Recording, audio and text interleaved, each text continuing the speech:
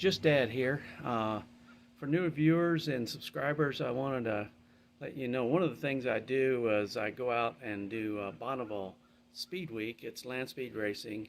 I've been doing that since 2011, and this year will be my sixth time going out. Now, I've ridden everything from 122 miles an hour to 196.7 miles an hour.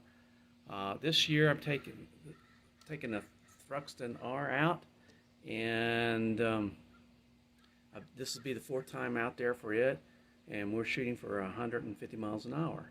We've got 131, we've got 136, we've got 139, but I think this year we're going to do a lot better than that. Now, in other episodes I'll be telling you why.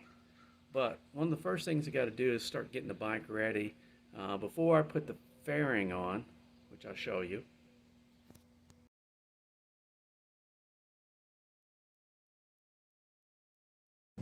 there's a few things I have to do before I put the fairing on. Excuse me. Some of them are part of the rule book back there in Chapter 7, and some of them are just getting the bike properly geared and set up. So let me show you what they are. Of course, there's things like you have to remove the mirrors.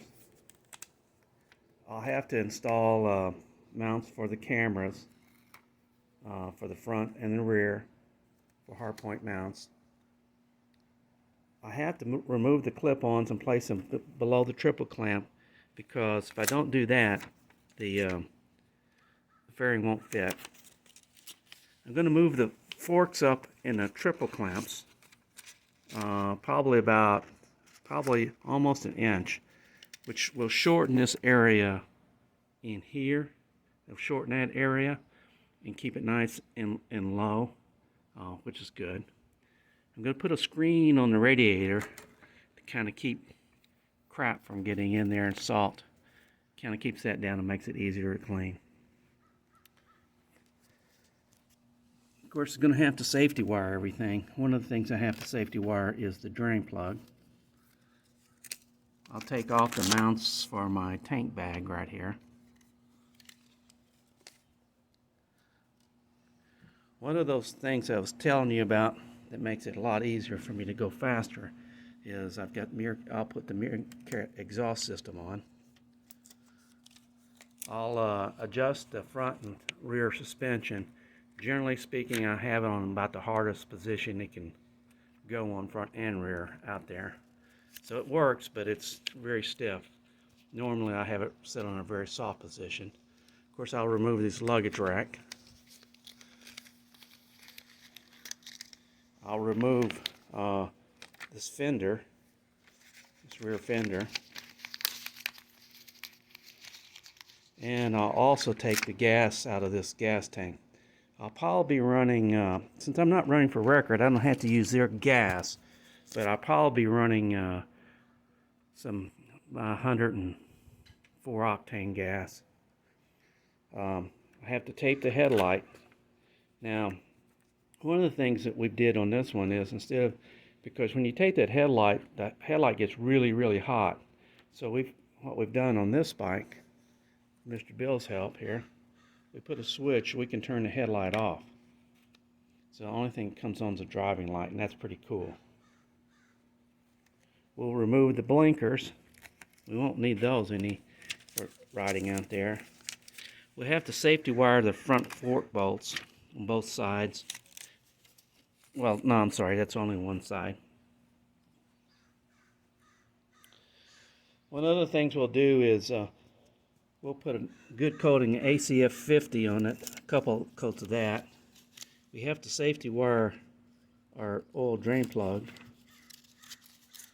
We'll switch to an 18 tooth sprocket from the 16 tooth, and we'll also at the same time be changing the rear sprocket here to a 40 tooth rear sprocket. Okay. Then we'll have to pull this chain guard here, because it's not long enough to a racing chain guard, which goes all the way from here all the way around, and it's thicker. It has to be it can be aluminum, but most of them are steel. Let's install an aluminum bracket for this fender when I take that out, so all the salt doesn't pop up in there. Then we'll install the single seat. I'll probably run with that, try to run with that. It's a little less slippery, although this one gives us to move around. I've run with both, but I'll install the single seat for this. We'll put the lithium battery in. It's a lot lighter. Then we have to put a metal strap on to hold the battery down. Then when we get through with all of those things, we'll run the, oh, I'm sorry. I have to go over and check all the nuts, bolts, screws, and spokes. Then once we do that, I'll run the motorcycle checklist that's in the rule book. And they also send you a copy. So when you run the checklist, it'll tell you the things that you have to make sure to pass tech inspection. And only then will I install the fairing, which I have to make sure it has enough turns here. I will probably install, you see in here, I'll probably install a fork stop to keep the forks from going quite so far over.